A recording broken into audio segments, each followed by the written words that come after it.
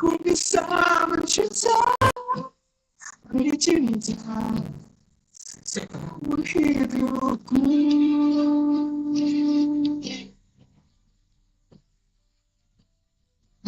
Dan yang ku berjanji ini seperti mentari yang menemani hari.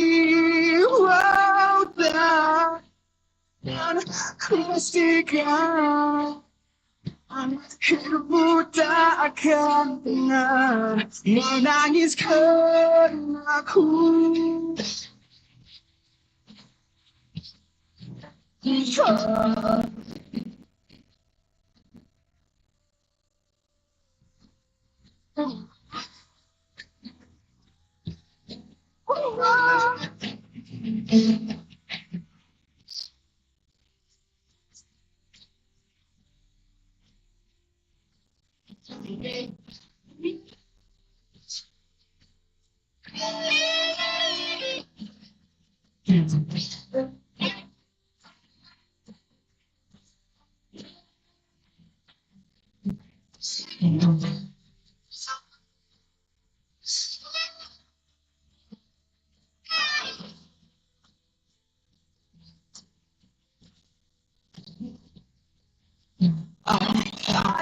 Dia tak bisa denganku, aku relakan hidupku tanpa cinta seumur hidupku. Harap sekali saja aku bisa cinta seumur hidupku. Dia tak bisa denganku.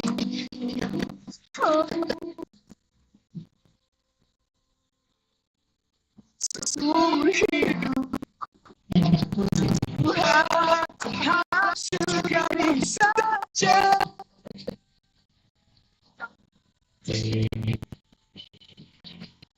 Seumur hidupku sekali saja.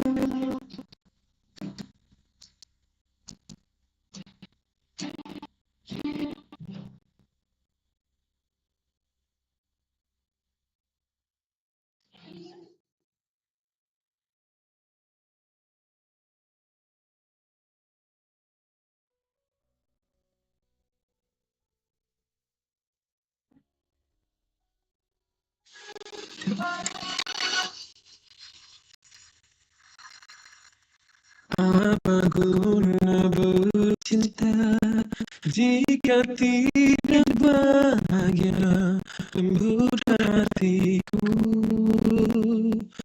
di periang ungkapan bicaramu nyata di dalam siksa pundar harapan di derat cinta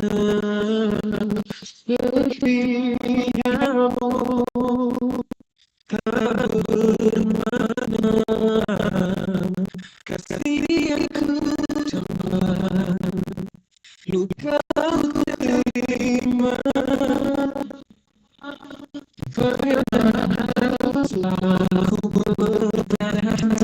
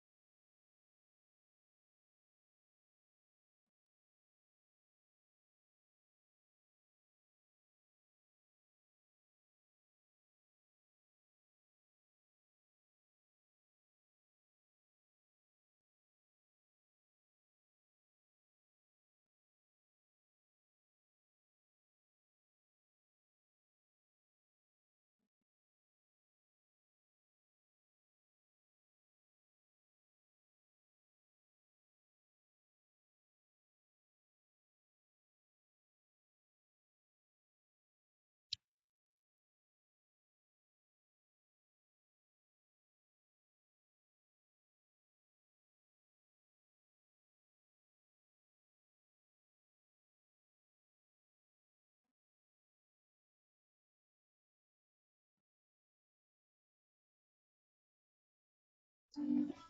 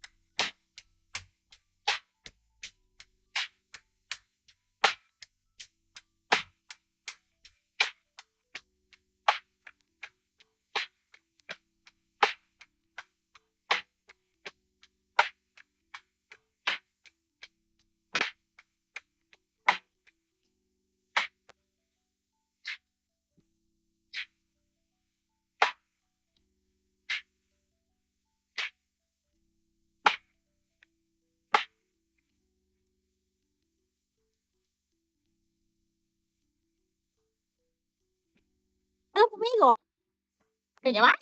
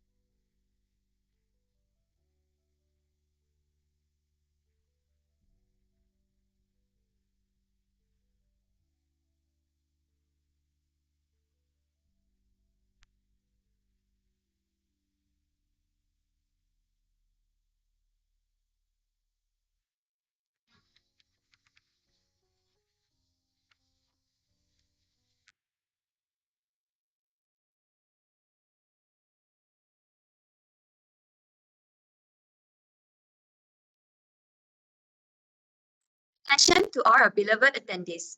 Kindly ensure that your microphone is muted throughout the session. If you have any questions, feel free to drop your questions in the chat box. We will pick up the questions to be displayed to our speakers.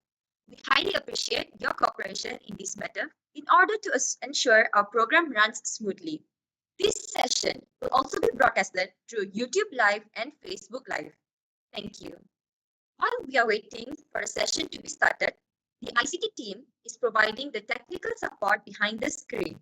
Meanwhile, enjoy the music and we shall begin in a few minutes' time.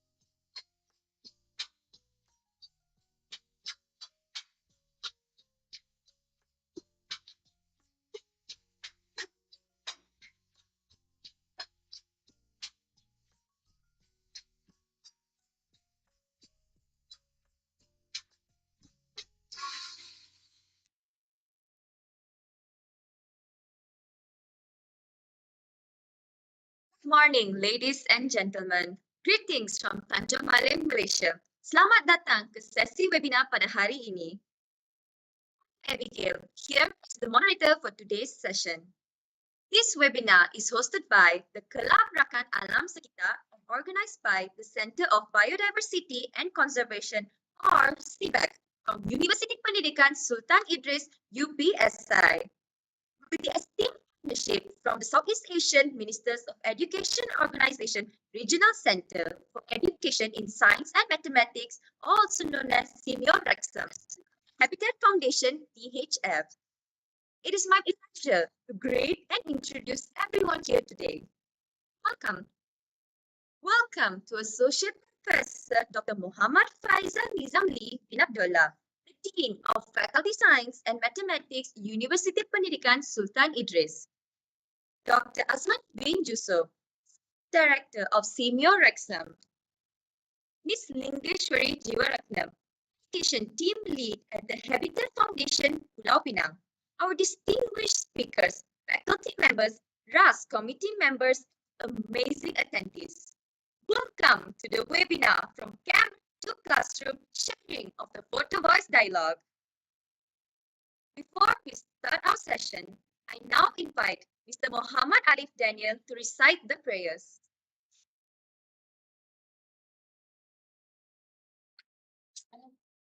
Assalamualaikum warahmatullahi wabarakatuh. For those who are Muslim, we will begin our prayer reading with the reading of the book of Al-Fatiha. And for those who are not Muslim, let's take a moment of silence. Al-Fatiha.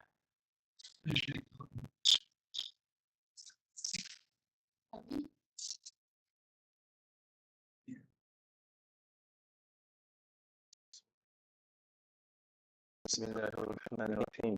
Alhamdulillahi Rabbil Alamin. Wassalatu wassalamu ala ashrafil anbiya'i wal mursalin wa ala alihi wa sahbihi ajma'in. Ya Allah, only to you we extend our gratitude for all your grace and blessing. In conjunction with the webinar program Photovoice, Ya Allah, we ask for your tawfiq and inayah. Grant us prosperity and happiness open our hearts, open our chest so that we can feel knowledge that is useful for religion, nation, and country. Ya Allah, Ya Rahman, Ya Rahim, we beseech you that you bless this event with your abundance of grace. May all our effort in making this event success receive your pleasure and sense. Indeed, here we are gathered we all together to knowledge, exchange opinions, contribute ideas, connect friendship, provide support toward further improving our performance. Ya Zal Jalal Ikram, grants the wealth of knowledge and adorn ourselves with gentleness and glorify us and beautify ourselves with help. ربنا آتنا في الدنيا حسنة وفي الآخرة حسنة وقنا عذاب النار سبحان ربك رب العزة عما يصفون سلام على المرسلين والحمد لله رب العالمين.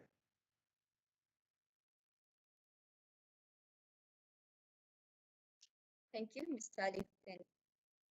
This webinar is a platform for teachers to share their initiatives at their active schools on the current Goji Muli, the fourth of dialogue. Before we hear the sharing, we will hear the special remarks. Organization has been the backbone for this event. It is my great privilege to introduce, welcome, Associate Professor Dr. Muhammad Faisal Nizam bin Abdullah, esteemed Dean of Faculty Science and Mathematics, University Pendidikan Sultan Idris. Dr. Faisal is a visionary leader dedicated to advancing the faculty's impact through excellence and public engagement. His leadership, the Center for Biodiversity Conservation, drives research, training, advocacy in environmental sustainability, academic excellence with societal progress. Without further ado, please join me in welcoming Associate Professor Dr. Faisal Nizam to officiate today's program. Okay, thank you, Chairperson. Okay, can you hear me? Is it okay? Yes, Doctor, we can hear you. Okay, thank you. Okay. Yeah, Assalamualaikum warahmatullahi wabarakatuh, and greetings from Tanjung Malim, Perak, University Pendidikan Sultan Idris. All right. Okay, ladies and gentlemen, distinguished speakers, esteemed guests, and dear participants. It is truly my pleasure to welcome all of you to the webinar on the title From Camera to Classroom, Sharing of the Photovoice Dialogue. Okay, this session builds on previous initiatives, including the physical training programs hosted by CMEO Wrexham and organized by the Center of Biodiversity and Conservation,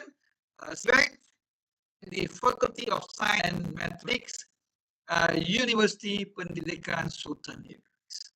And of course, none of this would have been possible without the generous support of the Habitat Foundation.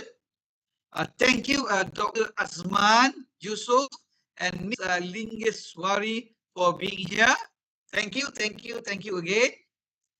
Today we shine spotlight on teachers who have attended these trainings and successfully integrated their learnings into their respective classrooms, particularly from Cambodia and Philippines.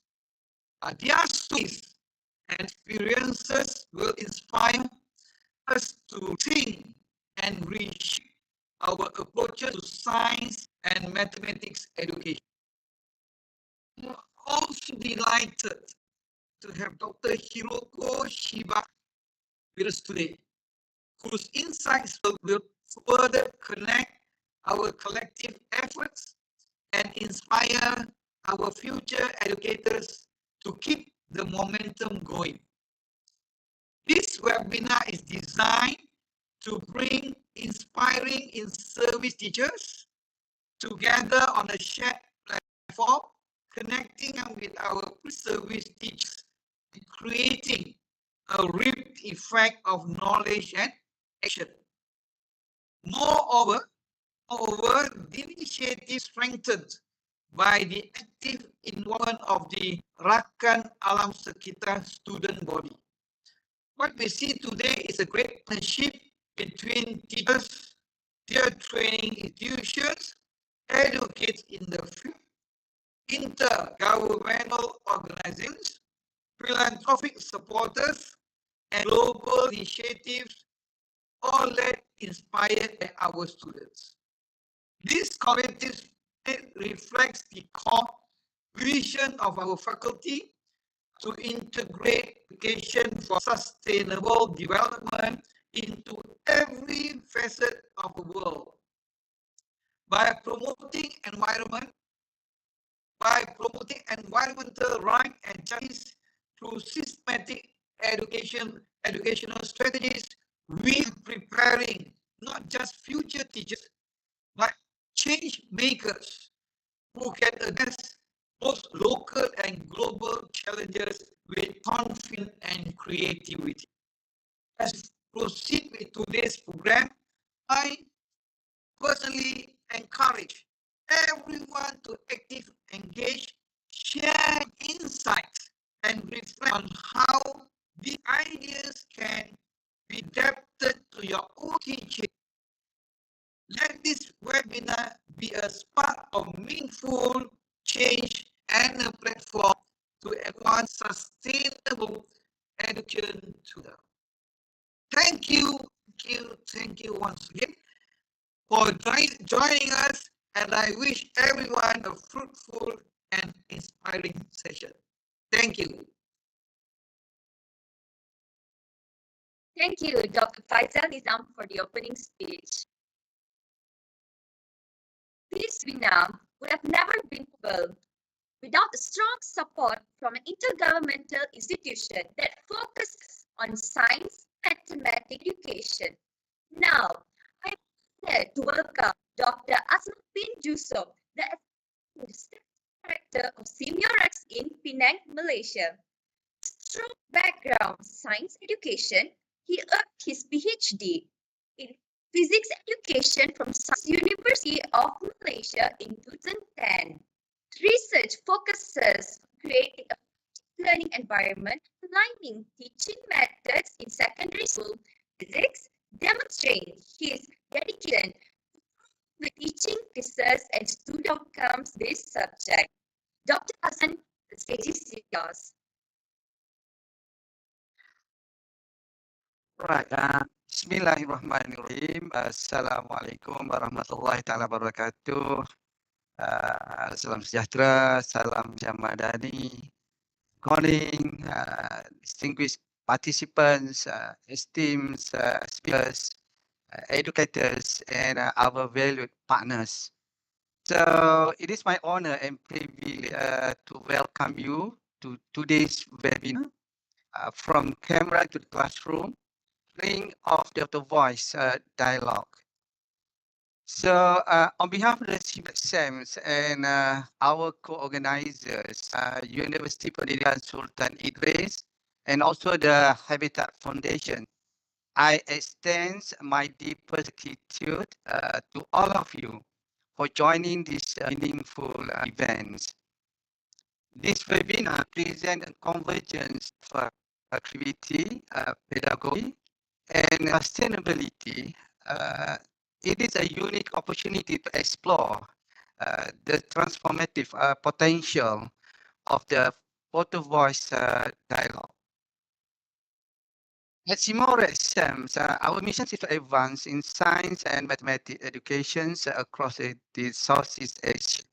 And we believe that innovative and participatory methods such as the Photovoice play a critical role in shaping the way we teach, the way we learn, the understand, and to understand environments and educational challenge in our regions. We are delighted to see how regional participants grow, become the champions in the respective fields. Congratulations. The Photovoice approach allows to go beyond the confines of the traditional classroom blending visual storytelling with the power of the personal expressions.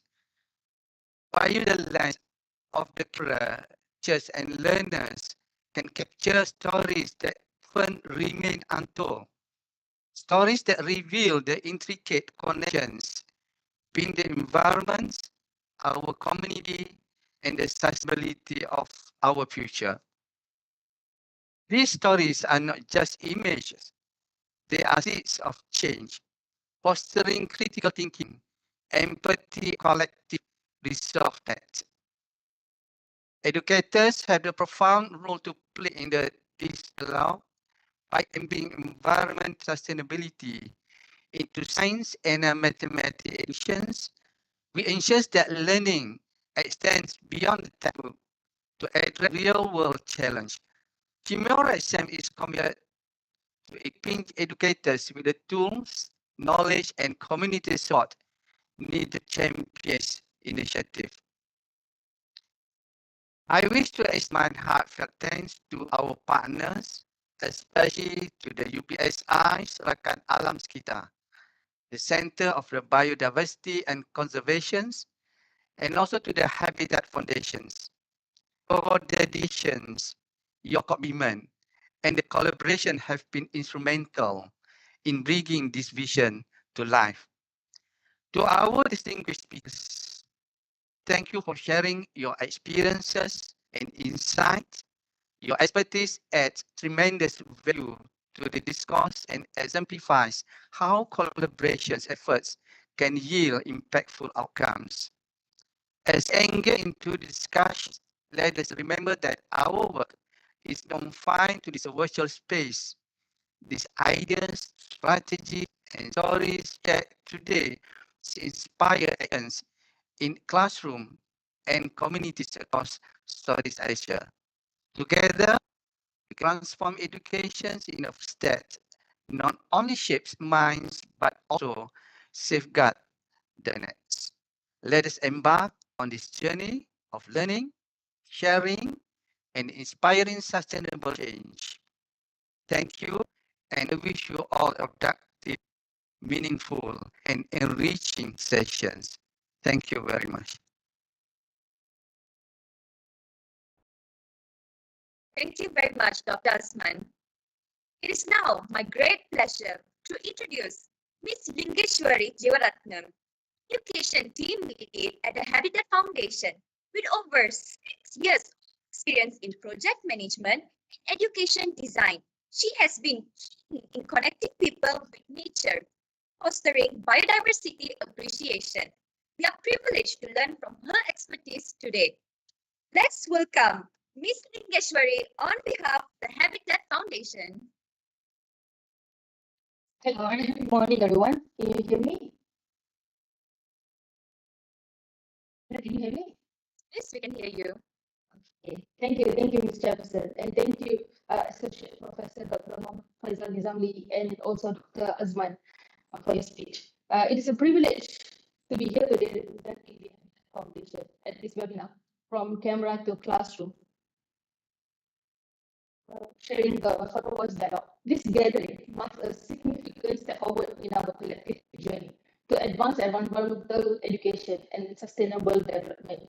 So first and foremost, I would like to express our sincere gratitude to our esteemed partners, University Pendidikan Sultan Idris and Simeo Rexon. Without your collaboration and dedication, this project wouldn't have been a success. So thank you so much for making this possible. And a special thanks also goes to Rakan Alam Sekitar for your effort and dedication in hosting this webinar. You have brought life to this project. So thank you so much for arranging this platform where educators can come together to share and inspire others to do more projects as similar. But today, we are here to celebrate the remarkable achievement and share the valuable insights that we have gained from the Southeast Asian Teachers Photovoice dialogue as a teaching tool featuring Penang Hill Biosphere Reserve.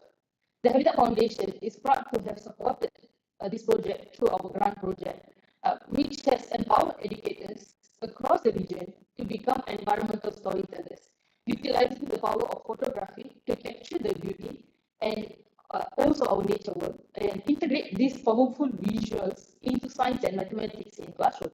But it's not something very easy to do. And I'm looking forward to the presentation by our educators who have brought this, who have made this into a success. And we are, by saying that we at the Habitat Foundation are incredibly proud of the educators who have participated in this project. From my personal observation attending the sessions with them, I would say the educators are very dedicated. Their creativity and their narratives are truly inspiring. Through this project, the educators have not only honed their observational skills and photographic techniques, but they've also deepened their understanding in environmental issues.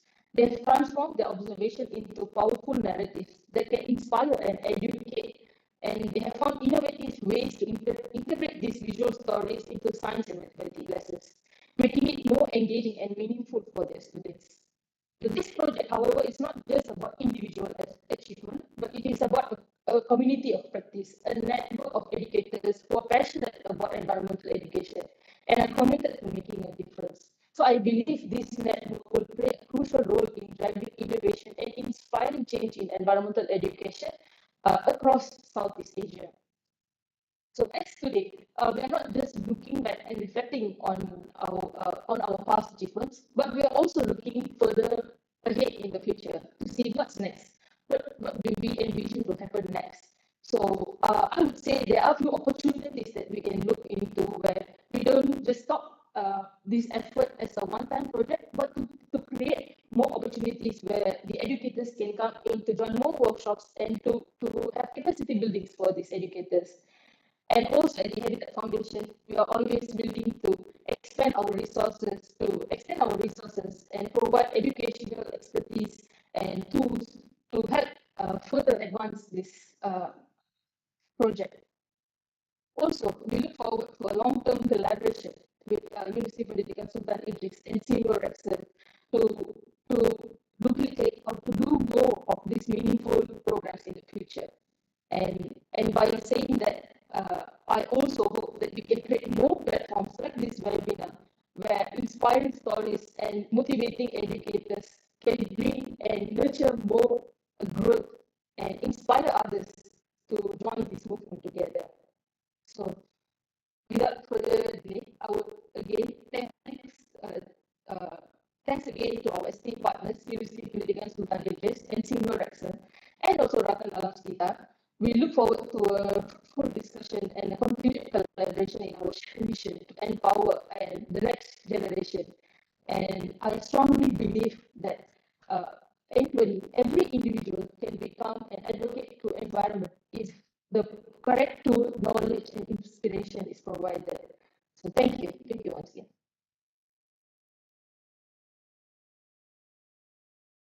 Thank you, Ms. Lingeshwari, for your insights. Today, now we are finally heading towards the main event. Today, as we harness the incredible power of digital technology and virtual communication, we are thrilled to bring together three outstanding speakers from across Asia, representing the Philippines, Cambodia, and Japan. Without further ado, let me introduce our first amazing speaker. Meet Mr. John Glenn S. Castañares, dynamic and dedicated 28-year-old educator, making waves as a secondary school teacher at Oquendo National High School in the Philippines.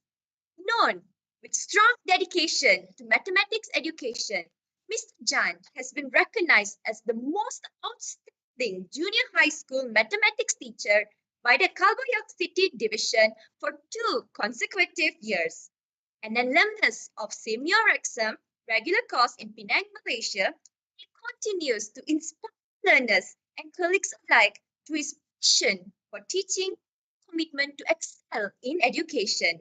Please join me in welcoming Mr. John S. Castares to the virtual stage with a huge round of applause. Hello, good morning, everyone. Can you hear me? Yes, we can hear you. All right. So thank you, Miss Abigail, for the very lively introduction. I really appreciated that. once again to everyone, I saw familiar names joining in this webinar, but for those who are Really? not familiar with me, I am Mr. Johnny. I'm from the Philippines.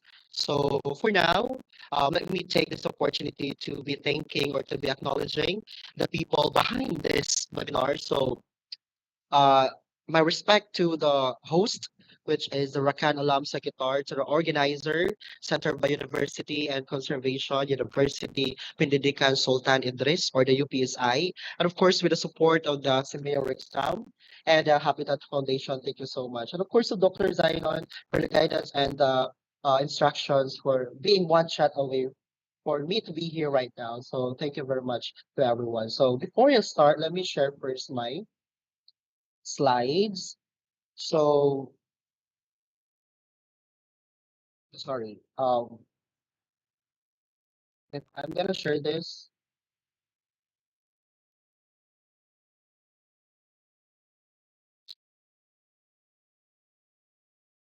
Is everyone can see my slides?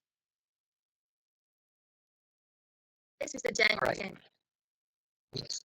All right. So Um, first, I have entitled this program or the project or the initiative that I have here in my country, specifically in my school, as Lens on Mathematics. So actually, this is just an adaptation of what is photo voice dialogue. So it means that it carries the same purpose and the same objectives with the photo voice dialogue. So the purpose of having this title, Lens on Math, because it was being recorded, the Philippines ranked first with the highest number of times spending on social media, online games. So now that our students are having their own smartphones bringing in our school, why instead of using those for online games and social media during their vacant time, why not use this as for photo voice dialogue, letting them roam around the school and took pictures of anything about nature, about the school that represents the concept of mathematics.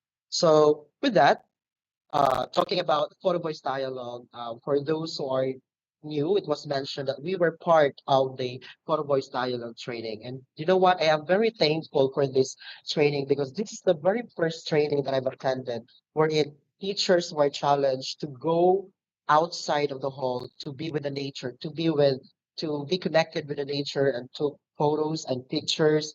And the challenge there is to look for a concept that represents mathematics or to be aware of what the nature environment offers to all of us. And because of that experience, I have said to myself that this should not be just an experience.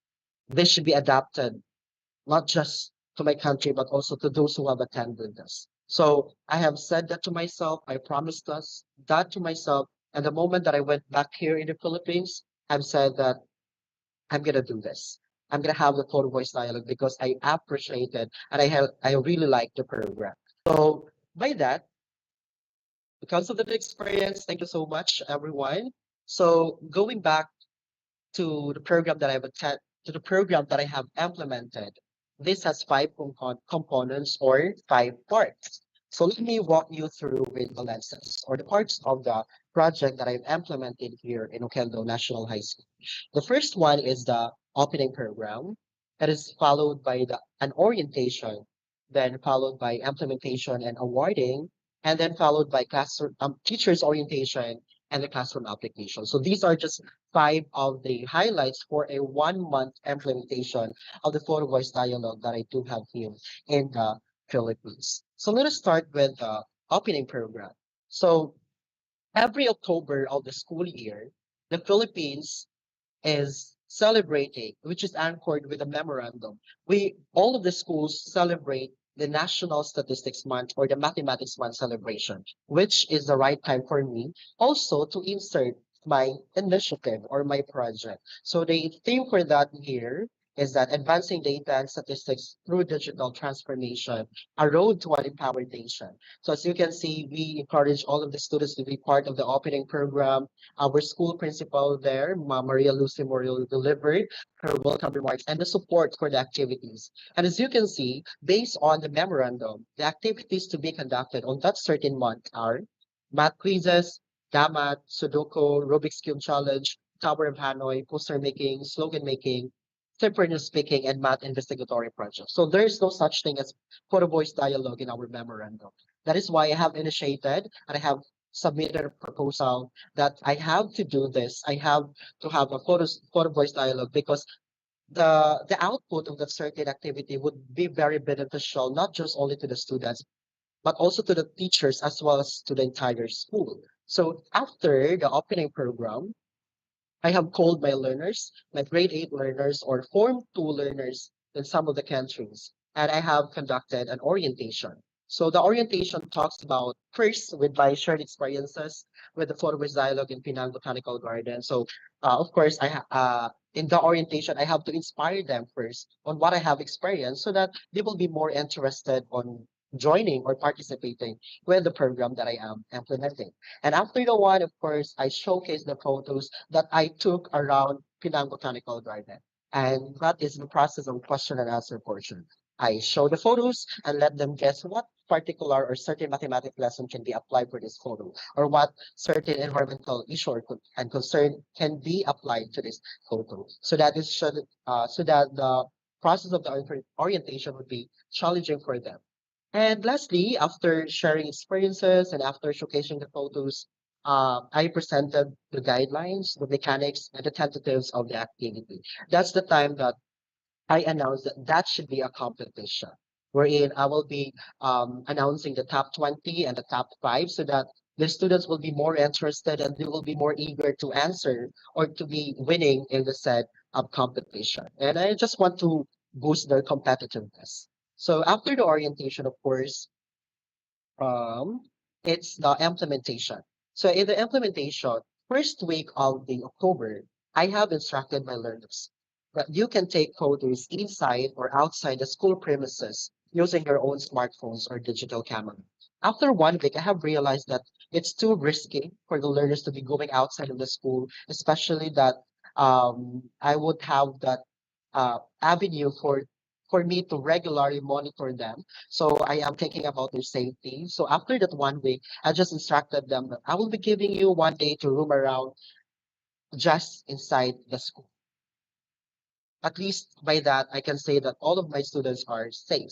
So aside from taking photos of the nature of everything that they can see around their community or inside their house or even in the environment, I also encourage them to provide brief narratives about the photo taken to elicit their environmental awareness. So since photo-based dialogue is not just about on the concept, it also promotes or advocate on the environmental awareness and environmental justice. So I have to inculcate that one to my learners. And for the awarding, as you can see, I made it a classroom-based awarding so that it will not intrude the other classes as well. So in awarding, invited judges who were a photographer, a journalist, and of course myself. So we have come up with uh, the top 20 and top 5, and some of those photos will be shown later after the presentation. And after the implementation and awarding is, of course, the teacher's orientation. So the photos that I've collected from the students would not just be a photo of my collection. So that's why I called teachers orientation. In the Philippines, quarterly and monthly, we have school learning action cell or focus group discussion where we discuss issues and concerns within that month. So that's why that's the time I also inserted my multiplier effect implementation of the training that I've attended, a classroom-based assessment into mayor exam. And also, since that is a whole day, I oriented teachers on the purpose of the lens on that outputs. So by that, I have said to them that this output will be an activity for the teachers. The photos that I've collected from the students will be activity of the teachers. So I grouped the teachers into 5 and quarterly and monthly we have school learning action cell. I'm sorry, I can't hear myself. Um, and I grouped the teachers into 5, and after that, I assigned pictures to them and I let them decide on what particular mathematics learning competencies can be applied to those certain photos. And after deciding on what lessons can be applied to those photos, I instructed them to create a an activity, an assessment, or problem statement in connection to the photos. So after that teacher's orientation, of course, that's the main goal of this webinar, and that is seeing the camera to classroom. So this is the classroom application. After the our teacher's orientation, that's the time that all of these photos can be seen on their lesson plan, on their visual aids, on their slide decks. So based on the classroom application, photos were used as visual aids in motivating the class. Like for example, the topic is all about triangles. So the photos to be posted there is the tower with full of triangles, similarities of triangles, and so on and so forth. Those can be used as motivating or something that could catch interest before starting the class. Some of the photos were used as illustration for word problems, and some is for assessment. And most of those photos were used as basis for environmental issues and concerns. So that ends the journey of the 5 components of my program.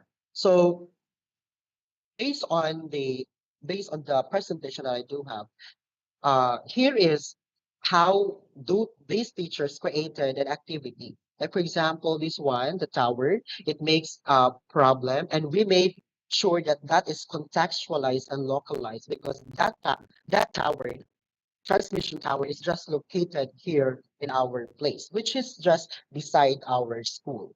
And the next is the partition, or like for example, if that certain snail, we're gonna move 3 units to like that. It's just a problem statement as well. And lastly, it's also motivation that talks about quadrilateral. So those are just some of the activities made by my co-teachers, mathematics co-teachers here in the Philippines.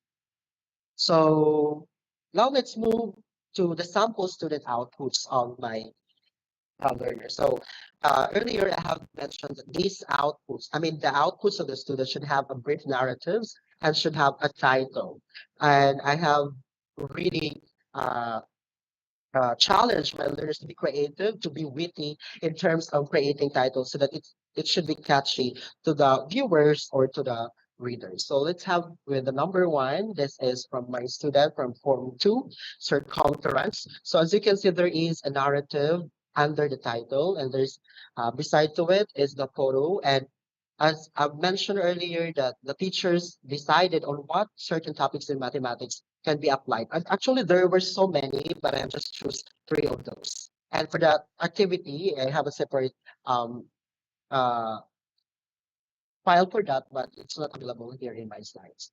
So let me run through you with the results. This is circumference, transversal into the woods, symmetry under the rain, quadrilateral, triangles of tower for power, patterns under my umbrella, spider web, triangular petals, rectangular staponet, caught or root cause, shattered into polygons, lift it to the sequence, Cartesian fence, parade of trapezoid, a scale of wheel, race into the blue skies, leaf live to the full circle, a snail of origin, and stick to the corner triangle. So as you can see, in on the cover photo or the cover page of my slide, that is the golden ratio. I took that one. That is just outside of my classroom because even up to these days, even if the program has concluded already last October, I have said to my students that uh, be be a Photovoice dialogue advocate. So that's why even after these days, my phone is not full of my selfies, but full of pictures taken from the nature, taken from the beach, taken from the sky, anything that I thought that really contributes to the concept of mathematics. And even after these days, I feel like this is very successful on parts of the learners because some of the learners will message me, "Good morning, sir. I took a photo. Please guess what lesson in mathematics can be applied."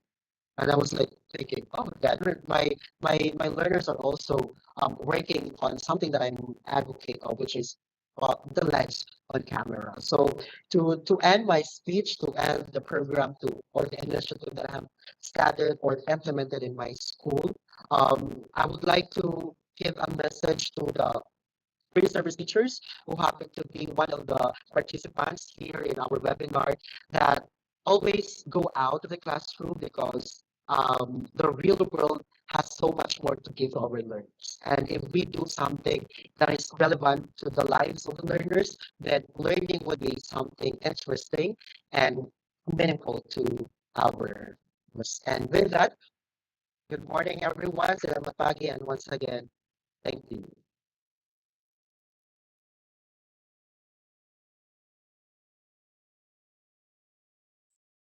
Thank you so much, Mr. Jan, for the excellent presentation. I believe each and everyone here has learned a thing or two from the presentation and have been inspired by Mr. Jan's project. I will now pose a few questions from the Q&A box.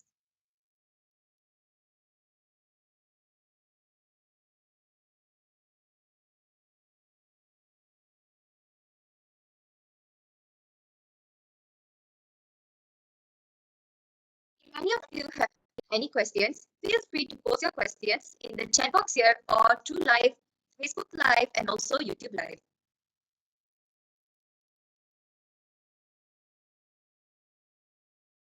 Excited to entertain your questions. And for the greetings, thank you very much. This is the result of your training as well to ask your participants in the regular course. So thank you also to everyone. All of your messages are noted.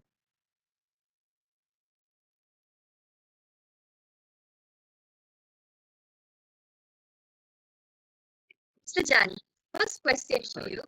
Mr. Suhaimi Abdullah from UPSI. What are the challenges in using digital image classroom? Right. The challenges in using digital image in classroom is when you use an image which is not familiar to the students. So that's why all of the teachers are encouraged to be localized or to contextualize on the material that they use. Like for example, if you are assigned in a remote area, then you have to show pictures which can be related to the learners. And if the livelihood of the learners in a certain area that you are teaching is all about fishing, then you should not bring the city to them. Focus on what they are having as their livelihood because that would be very meaningful for them. That's the time that they are going to recite and to be engaging. So I think the challenge of using digital image in the classroom is using an image which is not appropriate to the environment that they are in.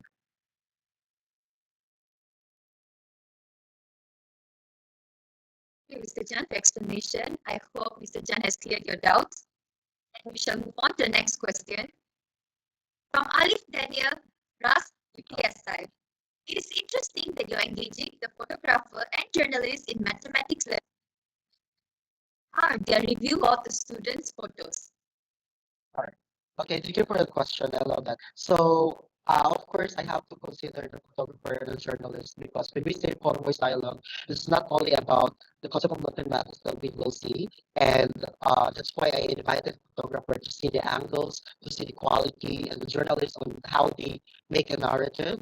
And to answer the question, which is review about the student's photo, of course, they are very critical when it comes to the grammar and to the grammar of the learners. Since these learners are grade A or born to and expected that not that very fluent when it comes to English. And when it comes to photos, some of the photos were being just cropped by the photographer to make it more engaging and to make it more challenging and I mean beautiful. And that's why this is the first time that I have conducted this program here in our school. And I believe that I'm still on this level. So I'm gonna have my level 2 next school year, and that would be the same month as well in October. That's it. Thank you. I hope Mr. Jan has answered your question.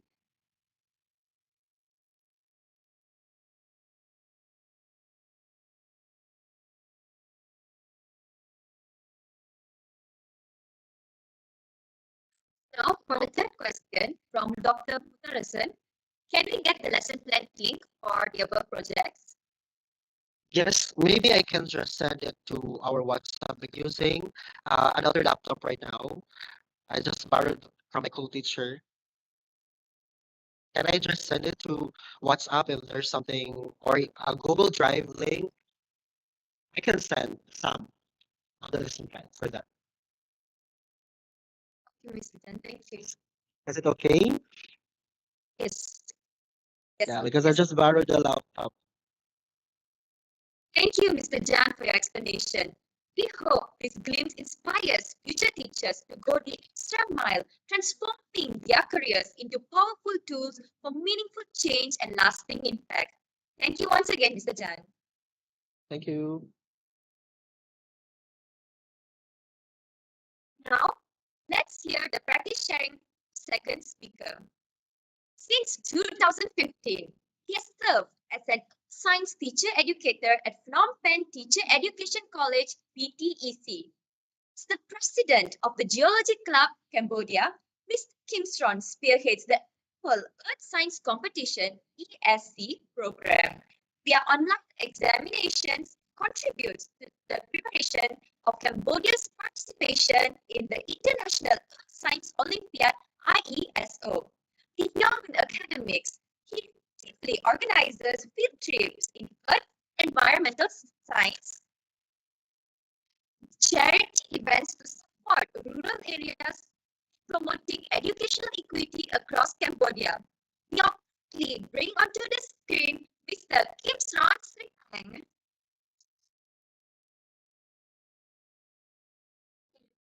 Good morning. This week I'm going to be clearly.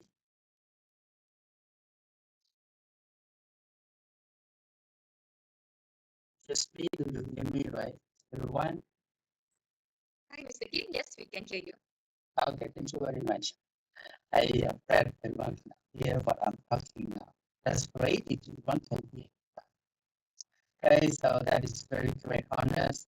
It's my back to program and everyone today's session. Wow. Be honored to Dr. Vanessa, also the Smart and Rebecca Aussie program and the OS program as for allow me for this great opportunity to show what we have done from the camera to the classroom in my career. Is my outline for today's presentation about my experience. Actually, as the moderator mentioned, I'm Kim Sron Sring from Cambodia.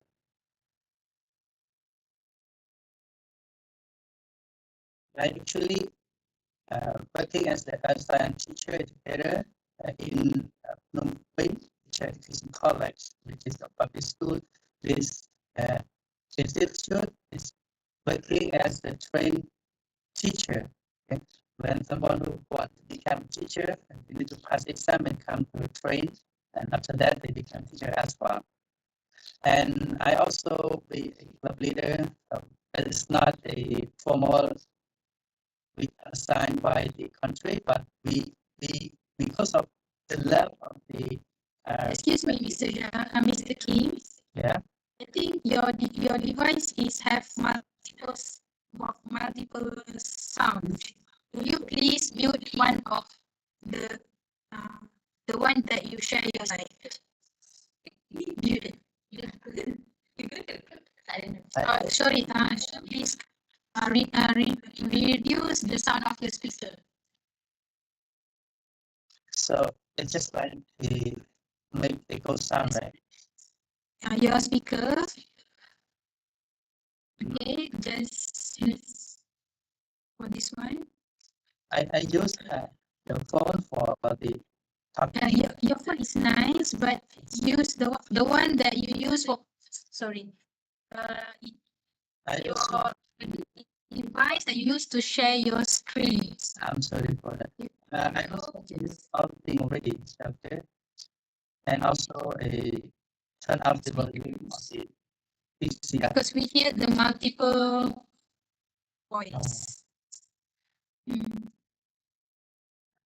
Everything is also good. And okay, never mind. We just proceed in this case. Thank you very much. I'm sorry for that. that no, it's not good for everyone. So because of time, I just would continue to what I have experienced with the training in Malaysia.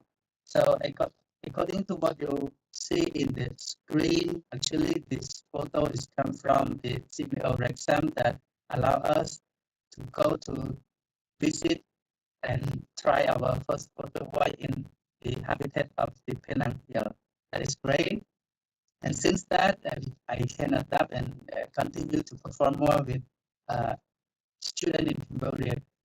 And these are activities that is the happening with the Photovoice dialogue in the habitat in the Penang Hill. That is great. That the first time that I can learn more about Photovoice. Even the previous time, I have applied some photo in the classroom, but it's not like with the Photovoice. So when we join with the program, we can learn more and we can actually technically we understand how our photos shooting, right? How do we take our photo shooting to be good for the presentation as well. So that is very great, and thanks Eric Sams again, and also thanks to the Habitat team for this time. Yeah. So I would continue with the Photovoice when I just back to my country in Cambodia. Yeah, I also have implemented with students with many classes, so many students as well. And for this one, it's just like Photovoice homework, which I suggest to my student teacher who implemented in the college. So I'm sorry that it is in Khmer language, but I just want to show that our student can do it well as well for our Photovoice dialogues that we can adapt from our program. Yeah, and for example, it's just like this second teacher.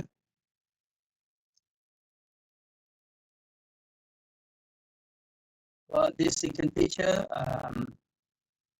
our student can answer as well that before I would introduce detail about this, I would say that the question which I follow from the program, also the many quite question that the first one is describe the picture, and the second is happening, and then the third why you take, and then question four theme of the picture, and then the last one is opportunity to improve. So actually reflecting to what my student wrote here, number 3, why did you take this picture? And my student answers that because of the wondering about the interaction between nature and development. They say that if these birds have very fruitfulness of biodiversity, like tree, like its nature habitat, surely it will not stay on the string line like that. Yes, that is very surprising for me that my student can think very critical and tell about the problem in our environmental resource as well. Yeah. And this is just like one thing that I have implemented for my student after we get some tips from Photovoice concept. Besides this, it's not like Mr. Jen. It's not like different so far from Mr. Jen from Philippines. I also introduced Photovoice techniques to my colleagues and my students as well. So on 24 October 2024, I also introduced my experience and some tips that I have learned from the program to my colleagues in my workplace as well. Yeah, when I introduce them, they very appreciate and they want it to continue and want to involve with this activity. They think that's good. Yeah. So I also introduced this program, this technique to the school. The participant participate around 300 most teacher and student.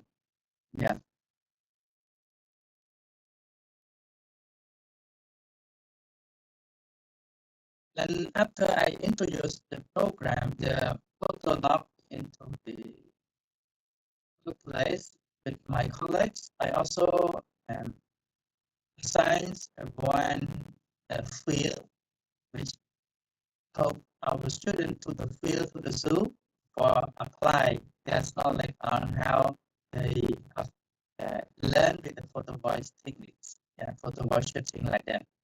Yeah.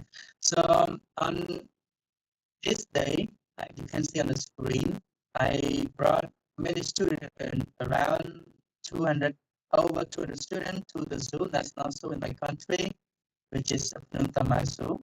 Yeah, and let them freely take a photo. Yeah, so they very enjoy and they can learn a lot from that. And actually, I just want to show this picture because since I know, before I know Photovoice, I also lead some students to somewhere and then let them freely take photo as well. But the concept is not similarly like Photovoice dialogue which I have learned from the program. I just want them to take photo and very short descriptive. Yeah. So in 2023, I also taught some students to go through as well, but just let them give them reflection on that. It's not have any model like reflection. I don't have in that. And beside my student, which are over 200, and beside another student in 2023, I also take part with another team to apply for the white dialogue as well. Okay, in last month, yeah, and at the same place but different people, so different time. I think, yeah. They also can learn well and they can have very fruitfulness applying photo dialogue. And after that, for this one, I would like to stress to the teacher for implementing photos voice dialogue. To go to the field and take photos is not enough, just like what we did in the training program. Program also want us, also let us to do the presentation as well. So meanwhile, when I finish taking them to the zoo, they come back and they prepare some samples, some slide presentation to make sure that they can learn something from that. So this picture is representing from our students while doing presentation in the hall in my school. Yeah, and they can share very critical ideas, and sometimes they can also produce more fruitful solution as well to the environmental issues. Yeah. And what I appreciate myself also, I can let them try with the reports. Okay? That the report I'm focusing on photo dialogue, they have reported, they have shoot many photos, many kinds of species, birds, animals, something like that. And when they come back, I also let them try with the report. So this is in bird file, and I'm sorry again for in my that I have not enough time to keep you in English. Yeah. So we it's just like what I thought. I follow the 5 questions which the program has suggested we learn in the habitat in Penang. Yeah, and they try very hard, okay, to observe and to collect those information and respond back. So this one, they focus on red palm wheel. Yeah, and they describe and they tell us what is happening, and they talk, they respond us why did they take, and also the green peaceful as well. Yeah, that is very great information that I can get from them and compile as a very great report for just like keeping a sample for the next generation that I can conduct it more photo voice dialogue. Yeah. So far, I can say last week I also implemented another project to another national park in my country as well. And for this one, the student in high school that I involved with, because of the time, I cannot let them make presentation in the classroom. Yeah, I can just bring them to make Photovoice dialogue on the bus when they are coming back. Yeah, so the students very enjoys to learn, and they can give very great idea about environmental issues in the national park as well. So that is what I can share everyone about how I can implement it. Yeah. If we have enough time, more time, we can come to the class and talk more. But if we don't have more time, only one day, or from the morning until the evening, you can just do the bus as well. Yeah. So I still can do it. Yeah. And yeah, so far, just like my experience on how I can implement it for the dialogue after I can learn from the exam. And here I have some suggestions for the next generation teacher who want to implement Photovoice with the classroom. So because of the Photovoice is good tool, I think, for introducing the student, and they can give more very fruitful feedback, especially for I mean, sometimes they cannot have the freedom to talk about that environment issues because of the problem, something like that. But when we introduce this one, and they can dare the ideas to talk, they dare to explain more about the issues. So in order to implement this activity, we have to understand about how teacher could appropriate carelessly. Yeah. Sometimes if we cannot explain appropriately, it might get, I think it's not good, because if we try to say something, I mean, very not good for the leader, something like that, because of the leader, and then our environmental become like that. So that is problem as well. So we have to make a limitation of student can talk. Yeah. And we make sure that the place or the environment that they can go to learn is very safe or not. And another one, how about our activities also linked to learning activities or not? Just like previous speakers, they say about length in math, right? So for me, I have general. So we can set also general objectives for learning. How can we implement digital tools? That's great. Our students sometimes living in the remote area, they don't have any good smartphone okay, to take the photo to share. But how can we do that? So next generation teacher should have compromise with this one.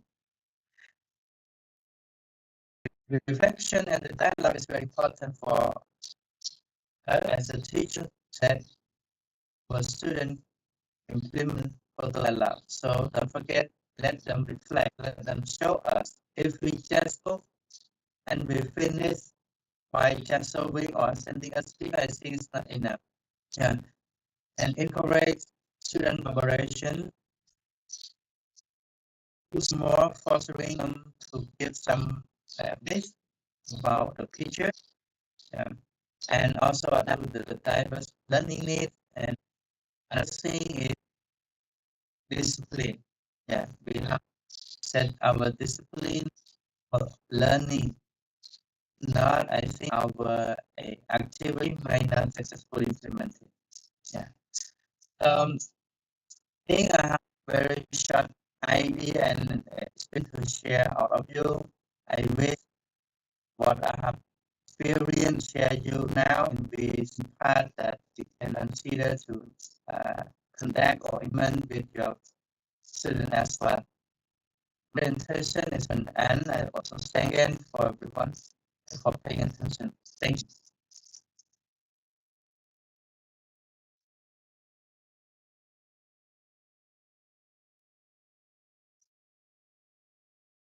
you. The excellent presentation, Mr. Kim. We believe your experience and sessions would surely motivate everyone here to create out-of-the-box activities as an educator in the future. Now, if anyone has any questions, feel free to post questions in the chat box below. Anyone is seeing from the YouTube or Facebook Live, feel free to post your questions there too.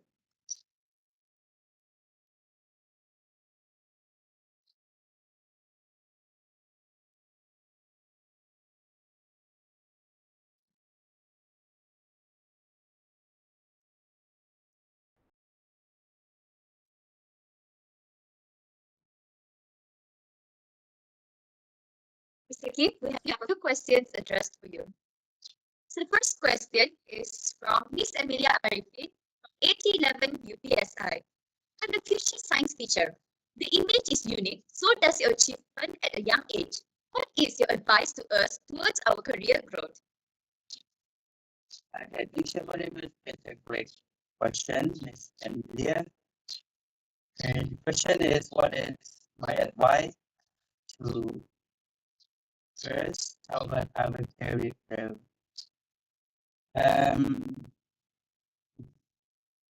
Just like what I have mentioned in the suggestion, in order to make Photovoice dialogue successful, the first thing that we have to do is create very clear learning objectives and very good discipline.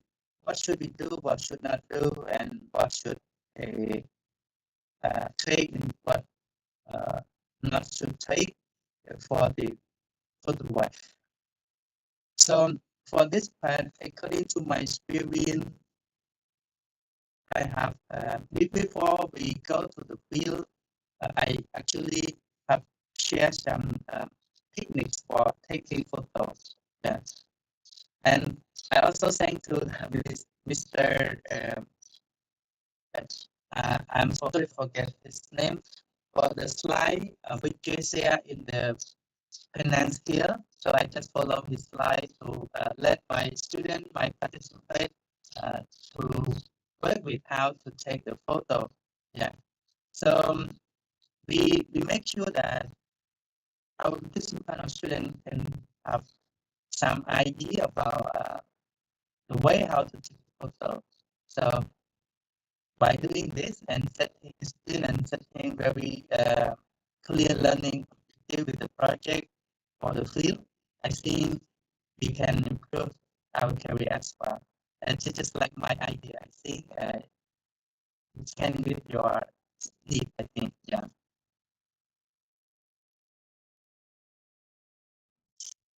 Thank you, Mr. Kim, for the answer. I hope it has answered Ms. Emilia.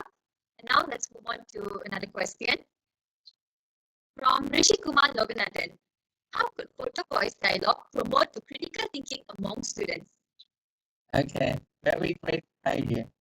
As the concept of the Photovoice, you can see that Photovoice can promote critical thinking and problem solving as well. So far with the implementation with the Photovoice, I can see the change my students have developed critical thinking. Just like the picture I show you in the slide, just like bird, yeah, they can talk, they can respond that if there is no more bee, actually the bird in the tree will try to stay in the top of the roof or something like that. So that is one thing we can see that our students can think critical here. We call short, and they also suggest a better solution that our city grow more tree to support the bird which are living in the city to make very good habitat. So according to this, I can say students now become greater than before, can give very solution, especially for improving the diversity of the city. Yeah. So I think that is ready for me to adjust the evidence. And for the another part issue, we have a lot of things that my student can be very combination such like Photovoice collection, where they combine from one photo to another photo as a photo to discuss and to share. They can present very well with the connection from one photo to another photo. For example, like food chain or web or group of animal or group of statistics as well. So doing that, because of they make very difficult to create in the group like so seeing boy can put difficult thinking from solving as well. They can say the people not to try to cut more tree because of there is no more tree. There's a reason why some trees can be in the zoo. They're tree and very good habitat. You might not hear. This is what they say. Okay, I think that's all for my idea. Thank you, Mr. Kim. I hope the person who asked the question, Mr. Rishi, has got the answer. Now moving on to another question from Dr. Muttarsen, TPD LMS. What are the challenges you face in Photovoice implementation in classroom? Okay. The challenge is, of course, implementing one field, one project, or one class activity. We also have the challenges. So since I have implemented many Photovoice this few months, I got some challenges as well.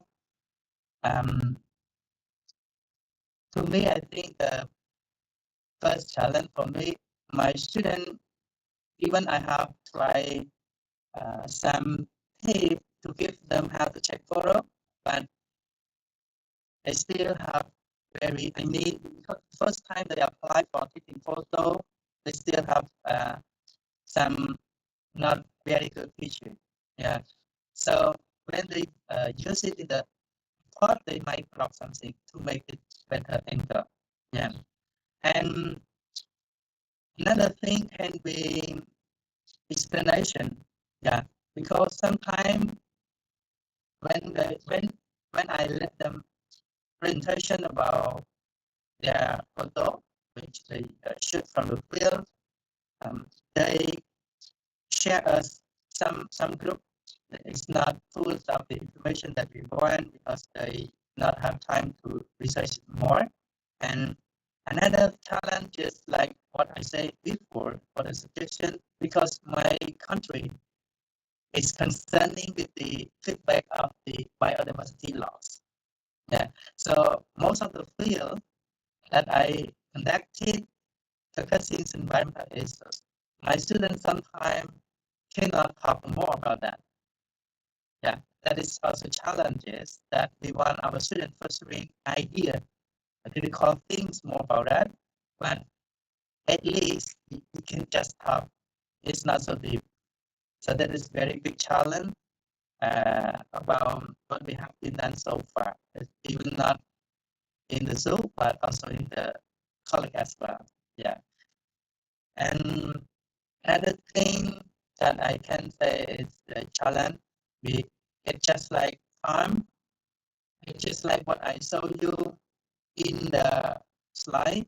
I have include one project, just leave one day project with another student. So we have only one full day from morning to evening, and then we don't have any time for them to discuss more about that. So we decided to take a presentation on the bus. So some information is not good enough because actually in my country, in the remote, we don't have internet for searching, for seeking more information. So they can give just very simple one. It's not so much detail. Yeah. I think we have some more, but the main challenge is just like what I read. I hope you can get some. Yeah, that's all I think. Just like my idea. Thank you, Mr. Kim. We have one last question for you from Dr. Nira UPSI. Wow, I saw that you asked students to present in the bus. This is very nice. May I know which topic that you use for this technique? Okay, thank you very much. I let them one bus around 45 students to the national park. The topic that I introduce them at that time is environmental issues. Yeah. So most of the page that they talk from that national park is the development. Actually, you can see part, some part of the national park can be developed, can be changed to the resort, remove the tree, remove the landscape to the resort. Some places where is I mean changing, yeah, dynamic changing. So the topic that I focus is environmental issues in the national. Yeah. So that you can show us the picture, the rabbit, the trash, the plastic, throw anywhere, and remove tree to be the stay house or something like that. Yeah. So shortly, it is the environmental issues in the national. Yeah. Thank you, Mr. Kim. I hope that have answered your question, Dr. Munira. Okay, thank you, Mr. Kimstrand, for your explanation. This practice sharing will definitely inspire our attendees to get creative in bringing justice to the environment through pedagogical activities and beyond. Thank you once again. Now, let's move on to our third and last speaker for the day. I'm pleased to introduce the Assistant Professor and the UNESCO Chair in Education and Research for Sustainable Development ESD, Promotion Center Graduate School of Education, Okayama University. With a background in high school teaching, she pursued ESD studies in social education and lifelong learning at Kobe University's Graduate School of Human Development and Environment. She has supported UNESCO Associated Schools ASP.NET in Okayama and Japan, collaborated with community centers to promote ESD, and contributed to the development of teaching materials in partnership with the Okayama City Board of Education as part of the UNESCO Activities Support Project since 2015. Let me welcome the Assistant Professor Dr. Hiroko Shibakawa from the land of the rising sun, Japan. Gozaimasu, Dr. Hiroko. Ohayou gozaimasu. Thank you for inviting me to this very auspicious webinar. Thank you. Okay, I'd like to share my slides. Is this okay? Yes, Dr. Ime.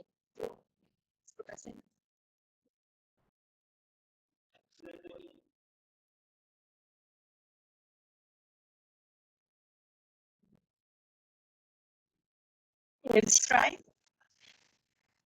Yes, Doctor, can you put it into a presentation? Presentation, okay.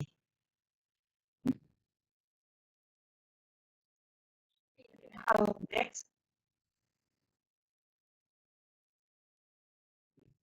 How's this? Is Volume dots at the bottom on the right side.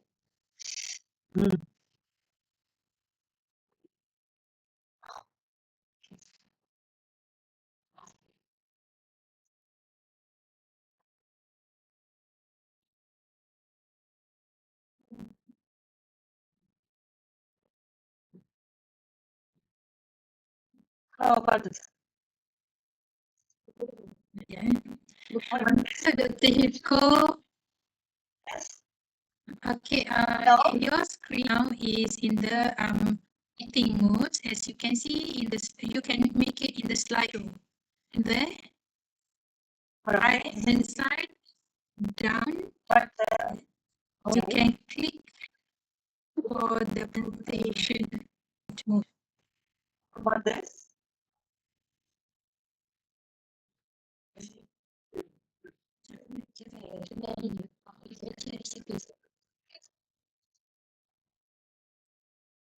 How about this? Is it still editing more or?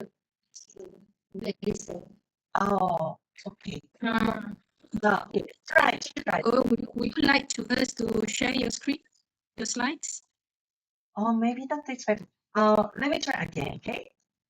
Okay. How about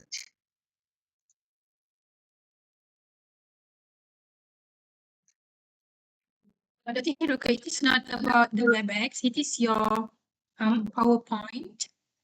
okay? Yes. Because it is in the editing mode, so we can see the panel at the left hand side. So you just make it in the slideshow down there. There are small box with yes, that's very nice. Thank you very much. Okay, thank you.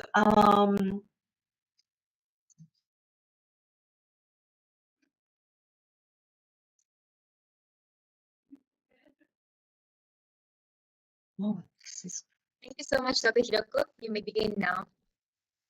okay. I will.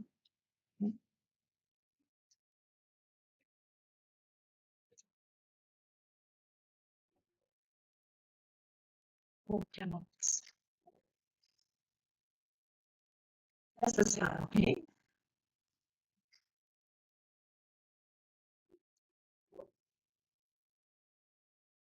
Well, sorry. Try again. Thank you.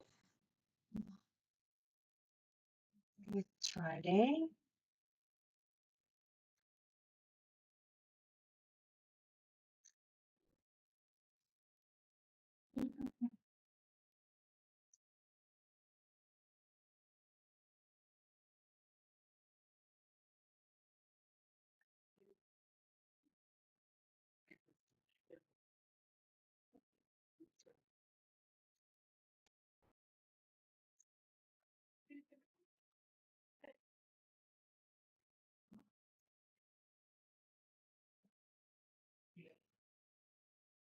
Okay. Hello, Dr. Hiroko. Oh, I cannot move these slides. I don't know why. But maybe you can. Yeah, yeah. In that case, is it okay if we share the screen, the slide on your behalf? Yes, I know. Yes. If you share the slide on behalf of the Hiroko, give a second.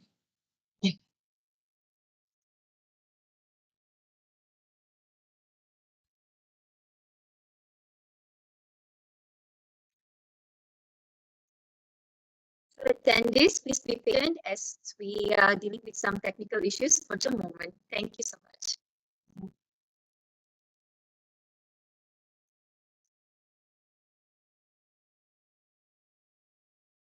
Meanwhile, preparation. I am so proud to be here today, and I would like to give you a kind of progress report on the action research I'm currently working on. And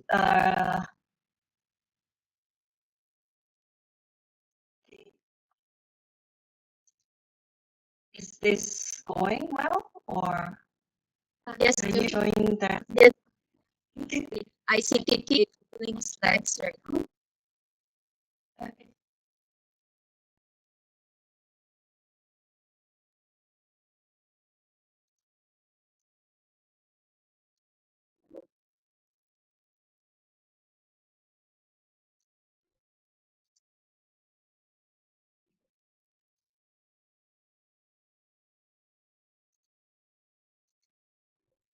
Can you see the slides?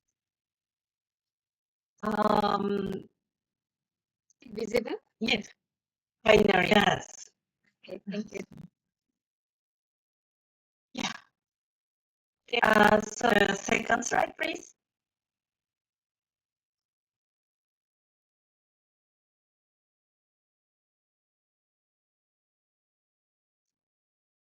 The second one. You move on to the second one.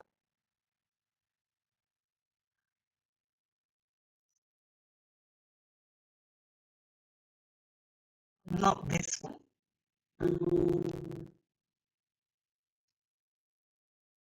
Yes, this one. Okay.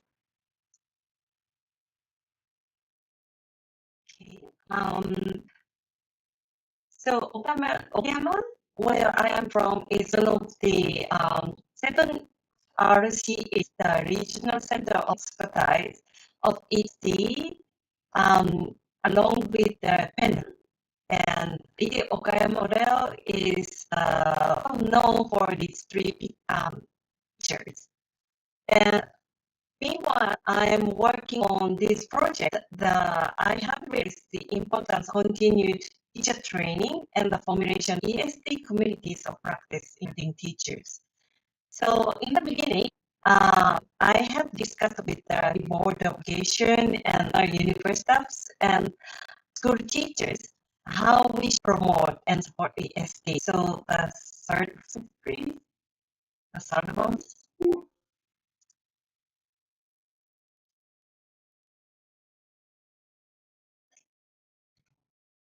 Yes. So this is a structure we have convinced with the other students and the universities and the most of infantry, the city board education, and work together like this and to support every UNESCO associated schools and other schools as well. Okay, the second, next.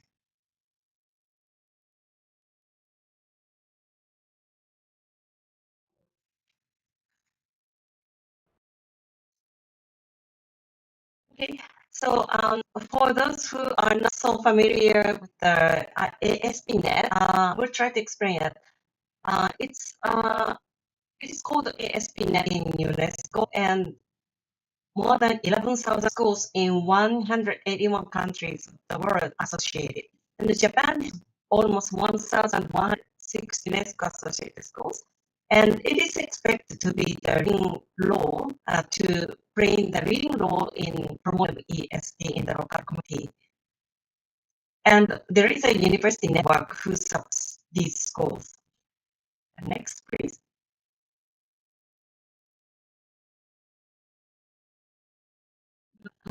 We still have many changes like school programs. There are many changes in teachers groups, and there are not so many good models to begin with, and teachers are often too busy to learn a new year, and teachers' voice in the beginning was like very difficult, like ESD concept too ambiguous, and something so ardent or their first trial or something. So in the beginning, it was not really good start, I think. But teacher training still also needs to be developed because most of the at the time mostly that was like lecture style and town approach and no feedbacks. So it was not really empowering either. As a result, the students and teachers are saying, why do we need to do ESD here and now? And what is the difference between ESD and other inquiry-based subject? What's the merit of things that you go next? My research question was, how can we fund effective multi-dimensional learning for ESD in regard of education?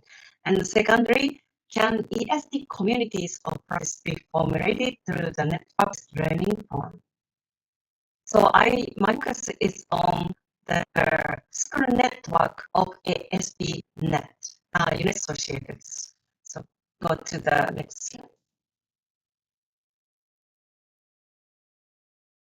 So this is a picture taken in 2018. It was a long time ago, but 12 almost all the students who participated the annual exchange meeting, you can see their face and they enjoy that place, and including the students from other countries like Bulgaria and Malaysia. Okay, and the next one.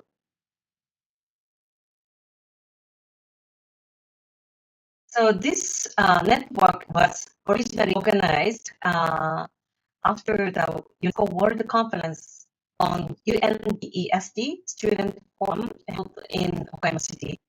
And the student forum submitted a declaration participation to 200 students from over 6 countries.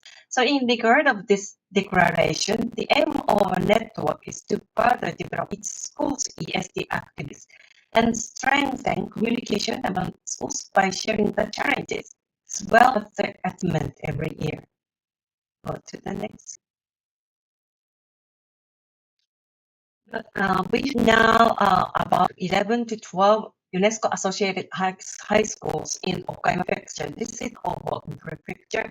You can see the place is different and located in different area, the mountainous area or oceanside area, and it includes both public and private high schools, and big and small, both big small schools, and we do different initiatives, all related to education for sustainable development. Next one. Before, we decided to put a priority on two times learning session a year. The first one is usually in August. We have pre-learning session, and it is to learn basics about ASP.NET and ESD, and maybe skills and heart of ESD. And sometimes we give lectures. And the secondary, it is usually in November, like last month, we have annual exchange meeting, and students will do presentation and workshops. But on the daily basis, each school, of course, do ESD activities. And representing teachers also have a platform that is by line. This is so popular here. And we usually exchange information and opinions about our ESD activities. I'm also joining this teachers group and give some advice and give some supports on a daily basis. And another feature is that university student staff, they are alumni of these high schools, also do volunteer, okay? And the secretariat schools also take turns every year. Next slide, please. So this is a picture of our annual meeting. They have presentation and they have some reports, and they have, after that, they have a deep discussion and dialogues among the students. But at the same time, teachers also meet each other, and they have some chances to exchange their information and some, issues or challenges at their schools as ESD being teachers. Okay, the second one. Next one. And last year, we had our annual ESD exchange meeting, had a learning theme for the first time. It was disaster risk reduction education. We call DRR. Okay. The next. For example, we have many items related to SDGs, and each schools created and utilized these resources as DRR themed learning materials. For example, the next slide, please. You can buy this card, but the school decided to recreate this SDGs card as a DRR practice game. For example, you give these resource cards, and the participants should pick up 3 important items that you think it's important for disaster risk reduction. Then you need to explain why. Okay, the next one. And other school also create My Timeline. My Timeline is very famous in Japan.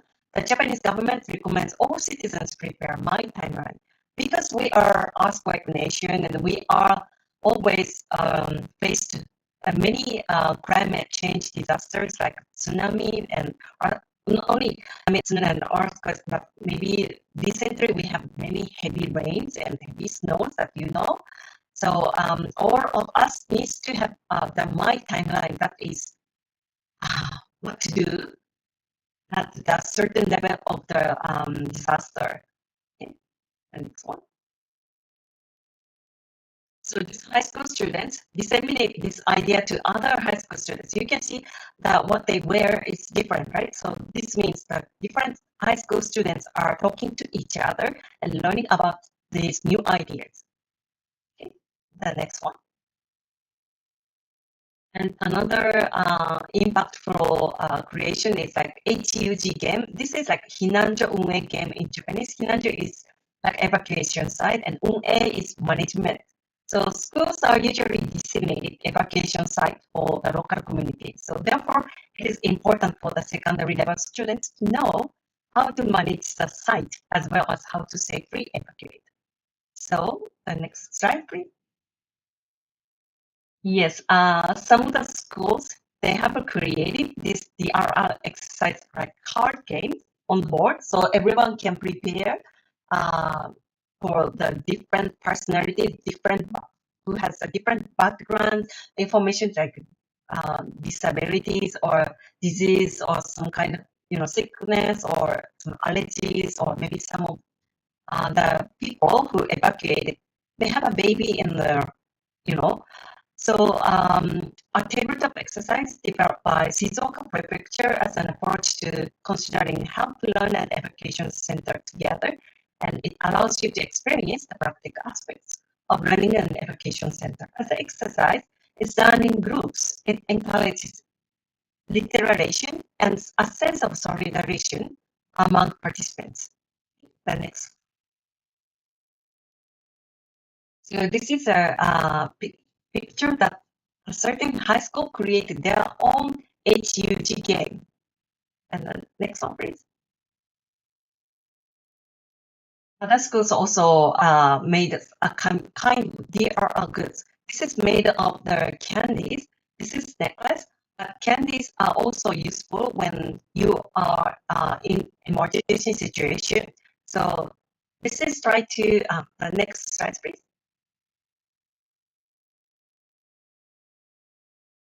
This is the idea by the high school students that they want to reduce the kind of frightening feelings of the younger children. So they enjoy DRR education and exercises more frankly and more fun way. Okay? And this is newspaper slippers that you may know.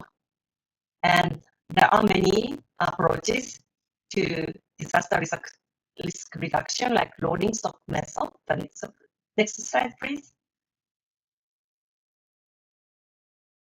Yes. This is embedded in Japan, and this is to mean that part of your usual daily necessities and eat all the foods first, and always stock a 7-day supply in case of emergency. The next slide, please. And there are some schools that created rolling stock items and arranged recipes. And this is like a competition that participants will come to this group and then create their own ideas of the rolling stock items recipes. Okay. The next one, please. And this is one I explained before, but snuck the back pocket. So disasters don't always happen when you are at home, right? So little children tends to have scary image of the word DRR. So try to reduce these feelings. The students created this kind of acts to promote DRR for younger kids. The next slide, please. So this is the entire environment and atmosphere of our running sessions. And next one, please. And this year, 2024, yearly learning theme is food issues. So we had in August pre-learning session, Hungry Planet Photo Dialogue Workshop. Coincidentally, I have this material. These pictures are not taken by the students on their own, but this approach is quite similar to Photovoice. That we use photos, many kinds of the tables of the worldwide that shows the food of 1 week of one family. So there are so many differences. And this picture includes so many informations and so many features or so many issues about the world food issues, like food waste and food loss and plastic, many things, and climate change. Next one, please. Next slide, please. So we did photo dialogue activities. We call it photo dialogue, not photo voice, but I think it is quite similar. So we give this kind of picture to each group, different picture to each group, and they write down what they feel about this picture or what they notice about this picture, and write down everything, anything, and then they put on the wall, And then other group students can see their comments and pictures, and they have a sticker, and then they put their stickers to something that you want to ask or something that you want to communicate more. Then after this is done, the university students pick up some interesting comments and interview them, try to facilitate their dialogue between them. Okay, the next one, please. Okay. So this is very effective for nurturing the students' initiatives and own sense of ownership and artistic creation. Because in November, we had exchange meeting just last month, and then the students were even more creative than before. So you can see from the picture that some of the schools handmade the like climate change, biodiversity issue hard games in Japanese. And also the next picture, please. Yes, the university students on their own are also, these are like pre-service teachers. They are also inspired. They said, I was very glad. They said they want to have a workshop too, not only high school students. So some of the students prepared the food-minded learning workshops, and others also like halal and Muslim culture learning workshop. And the high school students also came. So this is to the end. I feel the power of mutual learning because the participated students mentioned how they admire the university or university student support for their mutual learning. And having such a serious discussion with someone from different schools means a lot for these age students. And they were nervous in the beginning, but afterwards they become good friends across the region. This is the most important thing. They have a friends that they can have a dialogue about the sustainability issues. And the second one, the next one. And lastly, I feel the good cycle of nurturing the ESD change makers, because high school students also learn from each other and different school students, but teachers also learn from each other and also from teacher to university students, the high school students, they learn from each other. And as a very good result, there are some students that I know from their high school, they became the student volunteer in their university days, and now they are teachers of these networks. So they are in charge of ESD leading teachers. Okay, last three. Finally, thank you so much for listening. I am so sorry about these technical issues happen, but I'd like to provide some of our materials and video learning materials to share my experience with these teachers and school networks on ESD. Thank you very much. This is Alex.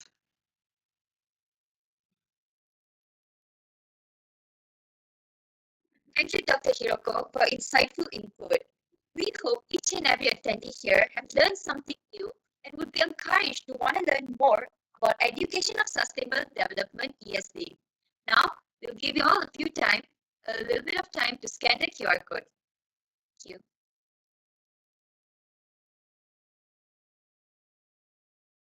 Once you have scanned the QR code, all attendees, please to post your questions in the chat box.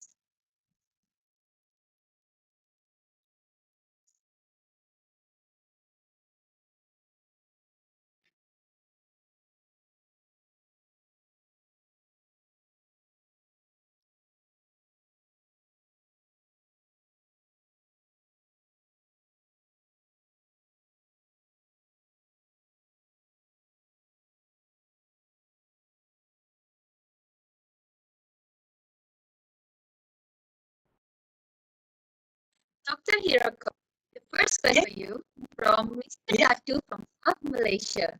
I saw you share that your program involved Berlin student. Could we join your program visiting Japan perhaps? We love to welcome your students and you and teachers from other countries. I hope you can join our exchange meeting. Doctor. We'll sure be so delighted to check that out soon. Now, moving on to the next question.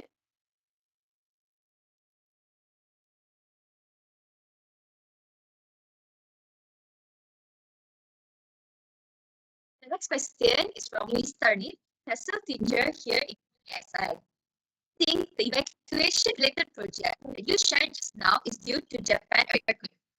Malaysia happened. Any recommendations to use your ideas to adapt it? Yes, actually, I did not have much time to talk about our flood disaster happened in 2018. We had a flood, and many people affected by that. So that is one reason that why we decided to learn about DRR 2 years ago.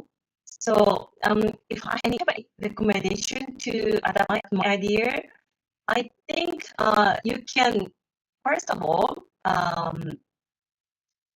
hold a workshop with students who may be in the risk of affected by the flood, but at the same time we are trying to having our students familiarize with the nature, just letting them just alarming them like flood is coming or it's scary or not only that, but on a daily basis we try to have the sense of feelings towards the nature and evacuate on sites. And I don't know this is applicable to yours or not, but you can take your students to the river banks or river sides or maybe ocean side. That then the students will feel familiar to this natural environment, and then they get some ideas scratch how we should live with these natural disasters, not without this disasters. Is impossible, right? We have to live with that. So maybe you should start from this point. But if you have any more questions, that you can contact me anytime. Thank you, Dr. Hiroko. I hope Dr. Hiroko's explanation have helped you, Ms. Tarani. And now moving on to the next question.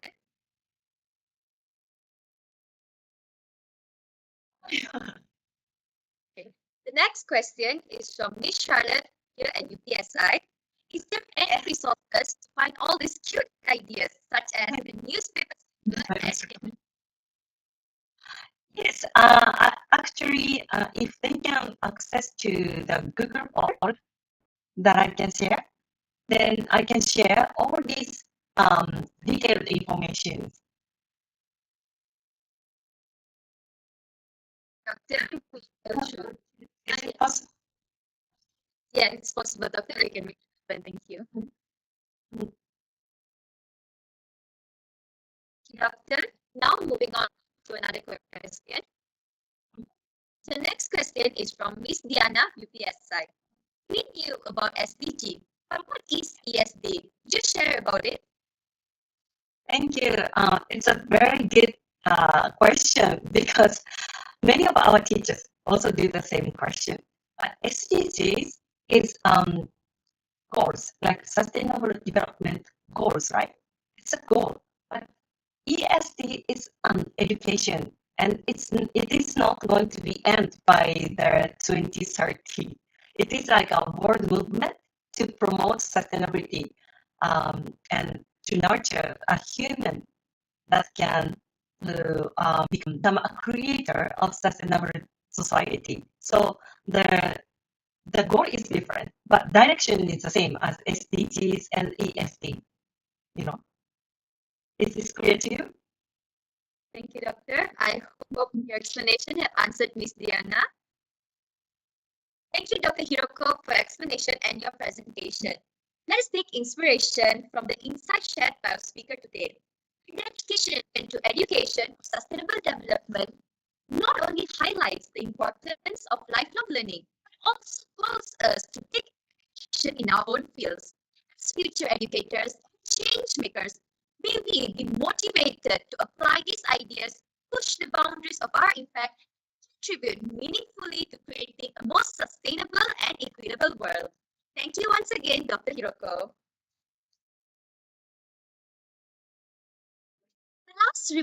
The last speaker today marks the conclusion of our insightful and enriching webinar, where we've had the privilege of learning from distinguished experts and gaining valuable perspectives on the subject.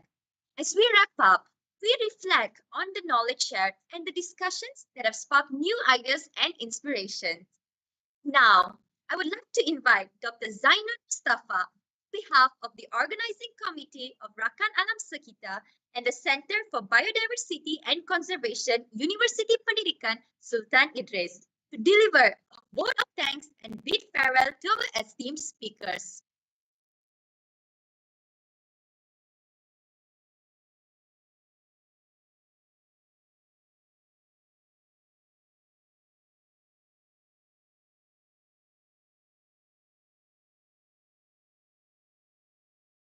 Assalamualaikum and greeting from Tanjung Malim UPSI. Thank you very much, Dr. Nurul Bahia and committee member led by Ms. Zulaika for Rakan Alam Sekitar. Keep it up, guys. Go green, breathe clean. I would like to convey my utmost gratitude to Senior Action team led by the Center Director and his deputies, Ms. Rasiha and Dr. Said. My special thanks to the course supervisor, Dr. Wanu Razmin, Dr. Parvinder, Dr. Jayalakshmi, and Dr. Bala Murali for being together in the training session and share your wisdoms. And big applause to Ms. Tiana, Dr. Nandini, and the whole team from Rexham team in making our plan reality. The whole plan never happened without the support from the Center of Biodiversity and Conservation, Faculty Science and Mathematics, UPSI. We are really moving towards in championing biodiversity and conservation education. In the same time, I would like to convey my appreciation for the financial support and also dedication from the THA Foundations and the THA Foundation and their team in supporting our program and make our projects to become a reality. Finally, my humble thanks to the dearest regional course participant. We are glad to have you here, Mr. Jean and Mr. Kim. They are the example of teacher practices in school that bridge together and glue together the creative strategies and pedagogies in teacher training. Let's bring more teachers for the practice sharing session. Finally, I would like to convey finally to Dr. Hiroko. We have discussing about this webinar since last year. Thank you for finally being here and connect the projects, the projects and also the dedication that have been shared by our teachers with the goal and the aspiration from your institutions. So, Hada min fadli Rabbi, none of this happened without grace or from my Lord. Thank you, and let's do this again next time. So back to you, Ms. Abi. Thank you, Dr. Zainul, for your speech. And we would like to thank each and every attendee today for joining us for today's session. Before we leave this session, we would like to invite all attendees to please switch on your cameras for a photo session.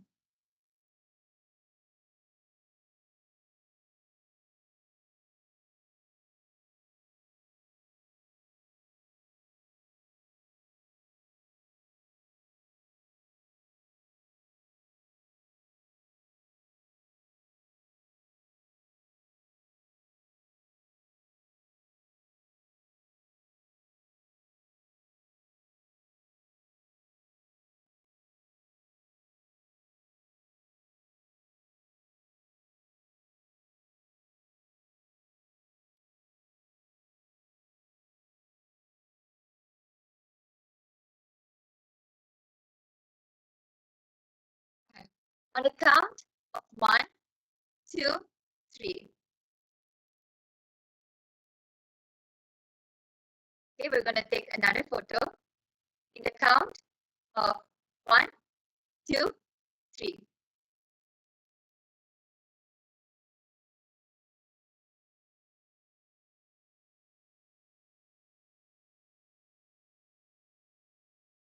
there's any other attendees who would like to switch on their cameras, please do.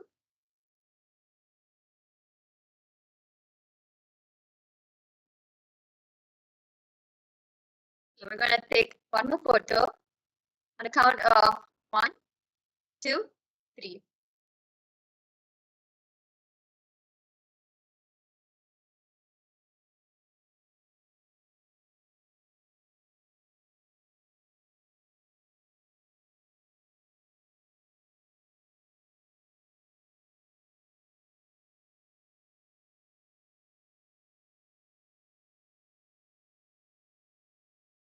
And we're gonna take more pictures. So on the count of 1, 2, 3.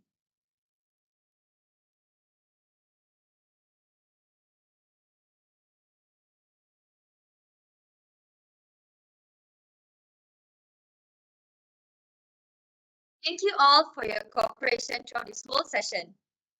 Now we would like to give the attendance link to everyone. As for the attendees from UPSI, here is the QR code for your MyChamp points. For all non-UPSI attendees, kindly scan the QR code to receive the e-certificate for this webinar. We would like to thank you all for your cooperation in making this webinar a huge success and hope to see you all again in the future. Thank you and jumpa lagi.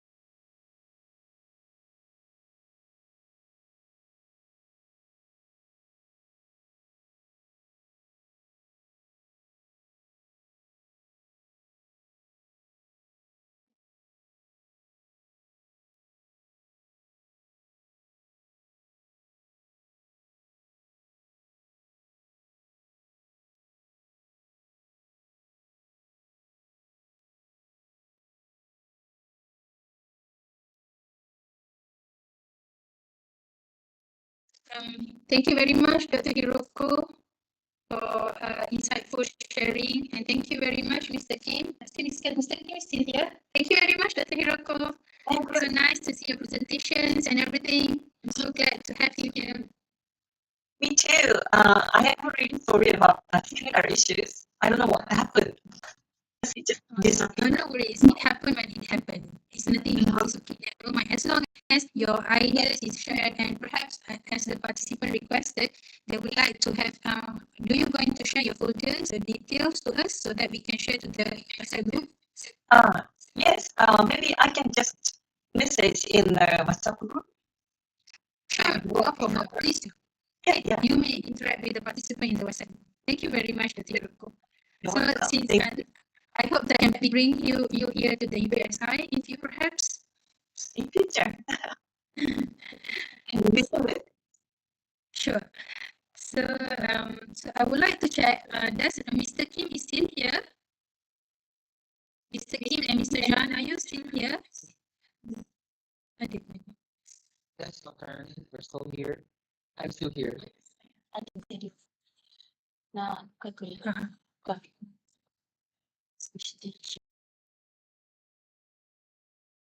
Mr. Kim and Mr. John, thank you very much for joining us.